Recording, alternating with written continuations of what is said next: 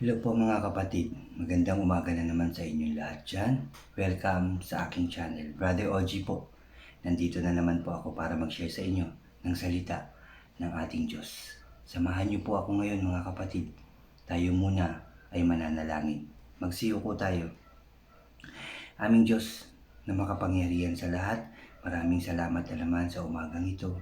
Sa pinagkaloob mo na naman Lord upang kami magising ng maayos at malakas ang katawan.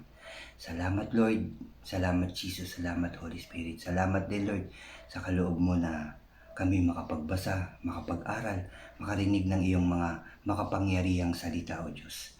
Lord, samahan mo po kami, buksan ang aming mga puso't isipan, nang ito'y lubusan naming maunawaan at maitatak namin sa kailaliman ng aming mga puso.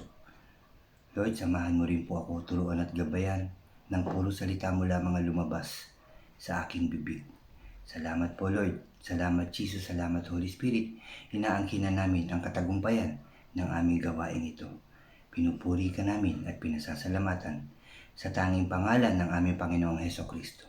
Lahat tayo ay magsabi ng Amen and Amen. At ito po ang aking channel.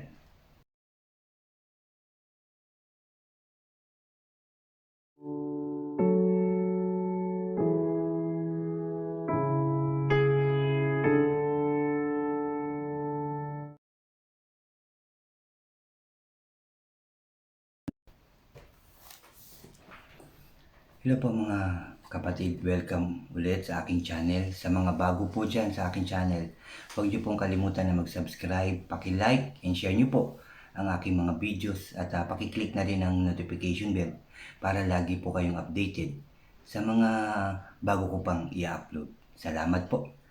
Kahapon mga kapatid, sinare ko sa inyo ang chapter 24 na may pamagat na pinagtibay ang kasunduan, si Moses sa bundok ng Sinai. Ito na yung pinapanik ng Diyos si Moses para kausapin at para dun sa mga ibibigay na tapyas na bato, no? Kung ano yung mga sasabihin, iuutos sa mga Israelita.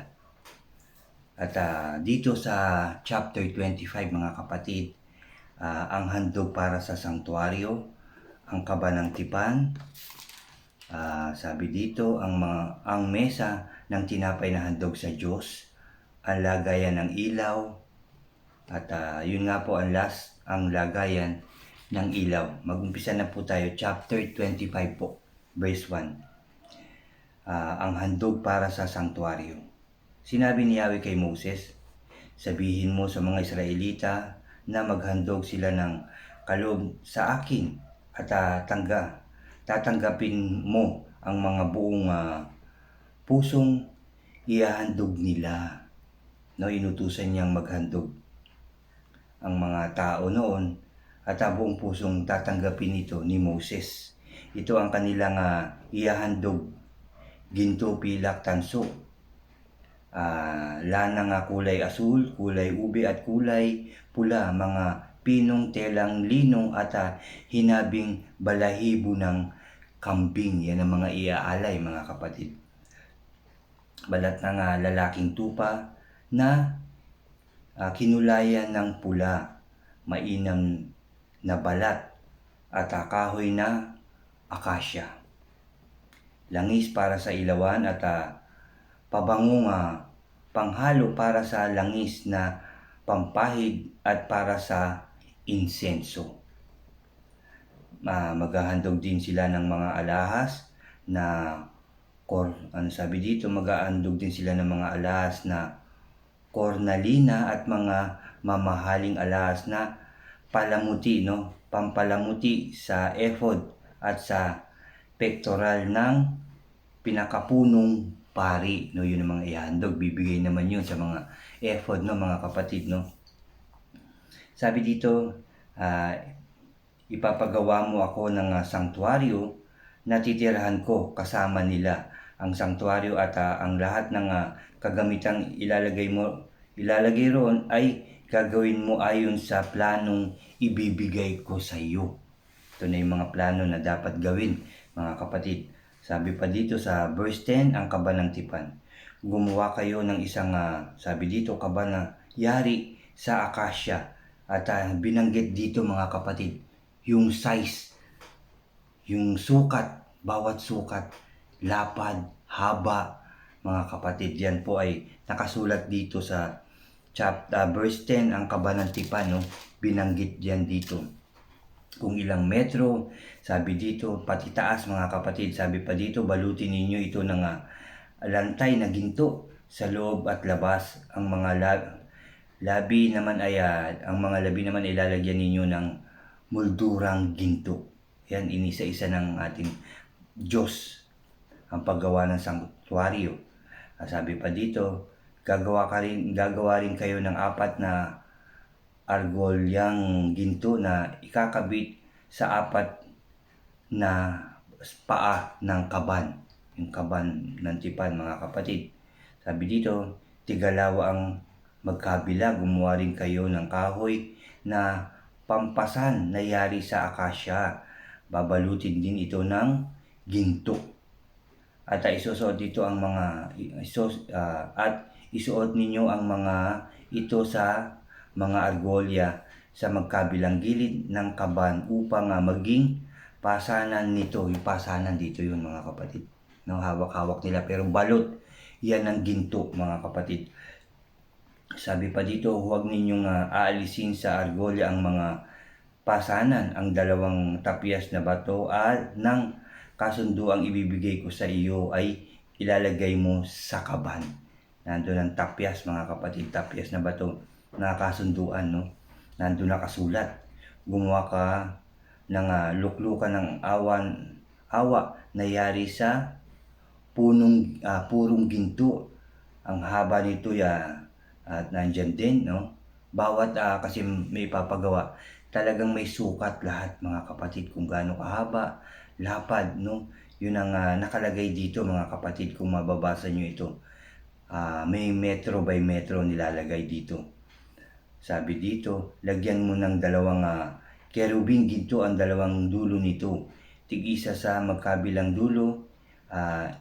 Ihinang ang mga kerubin upang ito ang luklukan ng awa ay maging isang piraso. Gawin mong magkaharap ang 2 kerubin na parehong nakatungo. Magkaharap ang kerubin nakatungo, no?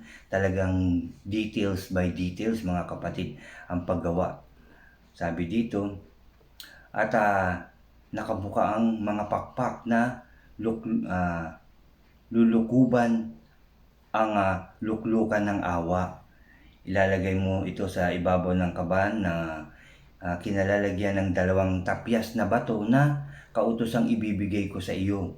Doon tayo magtatagpo sa luklukan ng awa sa pagitan ng 2 kerubin. Doon ko ibibigay sa iyo ang kautusan ko sa mga Israelita. No? Talagang detalye mga kapatid. Ginto, babalutin, mga pinong tela, mamahaling tela ang mga gagamitin at may mga sukat talaga yan mga kapatid. Sabi sa verse 23, ang mesa na tinapay na handog sa Diyos, no? Pinagawa rin siya nito mga kapatid.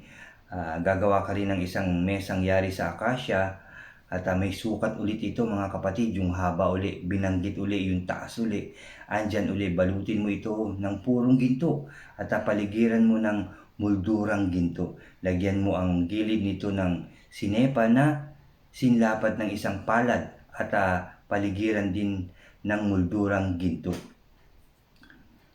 Gumawa ka ng 4 na argolyang ginto at ikabit mo sa 4 na sulok sa may tapat ng paa nito. Ang mga argolyang pagkakabitin ng mga kahoy ay pampasan at malapit sa sinepa. Gumawa rin kayo ng pampasan na yari sa akasya at balutin din ito ng ginto, no?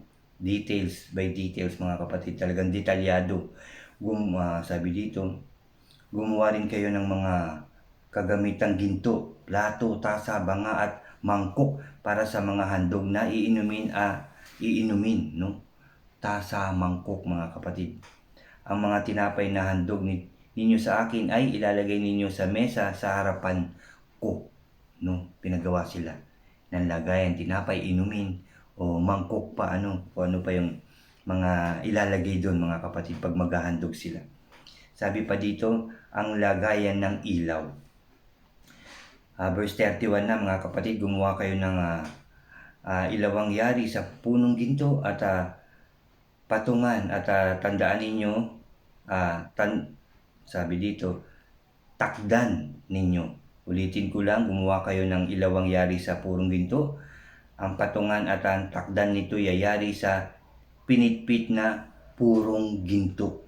Mga kapatid, ang mga palamuti nito nga bulaklak sabi dito, bulaklak, ang buko at mga talulot ay parang iisang piraso lang. Lalagyan mo ito ng 6 na sanga, 3 sa magkabila, sabi niya. Sabi sa verse 33, mga kapatid, bawat sanga ilagyan mo ng 3 magagandang bulaklak na parang almendra, may usbong at may talulot. Ang tangkay naman ay lagyan mo rin ng 4 na bulaklak na tulad ng nasa sanga. Lagyan mo ng usbong sa ilalim ng mga sanga. Nakita niyo, talagang detalyado, mga kapatid, yung pinapagawa ng ating Diyos kay Moses. Sa ilalim ng bawat 2 sanga. Purong ginto ito, mga kapatid. Ang mga usbong, mga sanga at mga takdan ng ilawan ay gagawin ninyong isang piraso na gawa sa purong ginto. Yan ang sabi. Sabi pa dito, gagawa kayo ng 7 ilaw para sa mga patungang ito. Iayos ninyo ito upang ang ilawang ito ay nasa harap ng ilawan, nasa harap, mga kapatid, ng ilawan. Ang pang-ipit ng mitsa ay ang patungan ay dalisay na ginto rin, mga kapatid. Sa lahat ng ito ay sinabi dito may 35 kilong, mga kapatid, 35 kilong purong ginto ang gagamitin ninyo. Sundin ninyong mabuti ang planong ipinapakita ko sa iyo sa bundok, mga kapatid. 35 kilong ginto ang gagamitin, mga kapatid, at hindi pa yan natatapos, mga kapatid. At yan ang chapter 25, mga kapatid, na sinabi kay Moses ng ating Diyos para sa mga gagawin. Yun nga, una, mga kapatid, mga handog para sa sanktuaryo, ang kabanantipan. Sabi dito, ang mesa ng tinapay na handog sa Diyos, ang lagayan ng ilaw. Detalyeng-detalye lahat ang pinagagawa ng ating Diyos kay Moses para sa una, yung mga kapatid, yung santuaryo.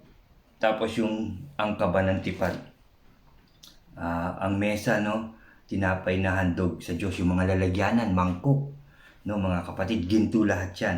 Ang lagayan ng ilaw, ginto rin, ang pinagagawa. Talagang detalye, etong sukat, ganito ang gagawin nyo, ganito ang haba, ang lapad, ang taas, ganyan, mga kapatid, at purong ginto ito, mga kapatid, at mamahaling kahoy ang mga gagamitin, pati mga tela, yung mga lino ang gagawin at gagamitin sa pinapagawa kay Moses. Nakadetalye talaga at dapat daw sundin iyon. At kagaya rin, mga kapatid, ng inuutos sa atin ng ating Diyos. Yung laging pinapaalala sa atin, yung pagbigay niya ng 10 utos, yung pagsabi niya na magmahalan tayo, talagang dinidetalye niya isa-isa. At sinabi dito na dapat natin sundin yan. Gawin nyo ito. Napakarami man yan, pero kakayanin natin yan. Dahil sa tulong ng ating Diyos, mga kapatid. Sa tulong ng ating Diyos, magagawa natin lahat yan. Matutupad natin ang sinasabi ng Diyos, ang inuutos niya, magagawa natin sa tulong ng ating Diyos kung tayo ay mananalangin, hihingi ng tulong, ng guidance, mga kapatid, lakas ng loob. Magagawa natin ang lahat ng yan, mga kapatid. Magagawa po natin yan. Magtiwala po kayo sa ating Diyos. Hindi niya tayo pababayaan. Ano man ang hingin mo, ibibigay yan ng ating Diyos. Basta sumunod tayo sa Kanya. Mga kapatid, ulitin ko lang, magmahalan, magpatawad at magpakumbaba. Sumunod sa ating Diyos at sigurado ko magtatagumpay tayong lahat, mga kapatid. Hilingin mo na kahit ano. Sumunod ka muna sa ating Diyos. Magmahalan, magpatawad, magpakumbaba. Tanggapin ng buong puso't kaluluwa ang ating Panginoong Kristo na ating Hari, na maging ating Diyos, maging ating tagapagligtas. At sigurado, ang iyong hinihiling sa ating Diyos ay ibibigay niya sa iyo, mga kapatid. Tandaan po natin yan. At yan nga po ang katapusan ng chapter 25, mga kapatid. Salamat sa ating Diyos. Details by details ang sinasabi niya sa atin lahat. Ito ang gawin mo. Sundin mo to. Ganun po ang sinasabi ngayon sa atin ng ating Diyos. Ito naman ang susunod na gagawin mo upang tayo po ay magtagumpay, mga kapatid, upang maging maayos tayo, maging masagana ang ating buhay. Details by details man yan. Sabihin man natin sa umpisa ay napakahirap, pero ipanalangin natin yan sa ating Diyos. Dahil hindi natin yan magagawa. Hindi tayo magtatagumpay kundi sa tulong ng ating Diyos. Kailangan natin ang ating Diyos sa ating buhay. Sa lahat ng oras, mga kapatid, minuminuto ng ating buhay, sa ating mga gagawin, iisipin, kailangan natin ang ating Diyos upang ang lahat ng yan ay mapagtagumpayan natin. Amen and amen. Muli, maraming salamat sa ating Diyos at maraming salamat sa inyo, mga kapatid. Tayo na naman ay mananalangin. Samahan niyo po ako. Yes, Lord. Hallelujah, Lord. Hallelujah, Jesus. Hallelujah, Holy Spirit. Aming Diyos na makapangyarihan sa lahat, maraming salamat na naman sa iyong mga salita na aming narinig, nabasa, napag-aralan ngayong araw na to, Diyos. Salamat, Father God. Salamat, Jesus. Salamat, Holy Spirit, dahil ikaw po ang may kaloob nito. Kaya kami po ay nagpapasalamat sa iyong mga sinasabi na naman, sa iyong mga bilin na naman sa amin, na sundin ang iyong mga sinasabi. Details by details, gawin namin ito. Dahil hindi mo kami pababayaan, tutulungan mo kami, Father God, upang ang lahat ay mapagtagumpayan namin. In Jesus' name, O God, in Jesus' name. Lord, salamat po. Muli, Lord, hihiling po ulit kami sa iyo. Nandito kami lumalapit sa iyo, Father God, na ayusin mo na po ang bawat bansa, lalong-lalo na ang Israel. Maging maayos na, maging matahimik na, maging masaya na muli, Lord. Ganon din ang Pilipinas. Maging maayos, masaya, maunlad at tagumpay. Hindi lang ang Israel, hindi lang ang Pilipinas, kundi ang lahat ng bansa sa buong daigdig, O Diyos. Lahat ng bansa. Muli mong ayusin, pasaganahin, pagtagumpayin, O God, ang lahat ng tao, simula sa aming mga presidente, kasamahan nila sa pamahalaan ng kanilang pamilya, kanilang mga mahal sa buhay, at ang lahat ng taong inyong ginawa, O God. Muling maging maayos ang buong daigdig. Muling maayos na, maging masaya, maging masagana at matagumpay, O God. Makalabas na nawa ang lahat ng tao, in Jesus' name, na walang mas. Dahil aalisin mo na at inalis na ang virus na meron ng buong daigdig, O God. Yan po ang aming panalangin at kahilingan sa inyo, O Diyos. Kaawaan mo po kami, pakinggan mo po kami, O Diyos. Salamat, Lord. Dahil alam ko sa mga oras na to, nakikinig ka po sa amin, sa aming mga panalangin, O Diyos. Pinapanalangin ko po ang aking mga mahal sa buhay, mga kapatid sa pananampalataya, mga pastors, bishops, leaders na naglilingkod sa iyo, at ang lahat ng tao.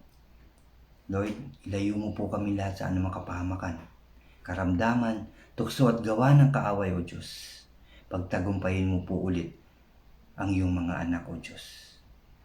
Salamat, Lord, sa pagkakataon na ibinibigay mo po sa amin upang kami makapagbasa, makapag-aral ng iyong mga salita at makalapit muli sa iyo, God.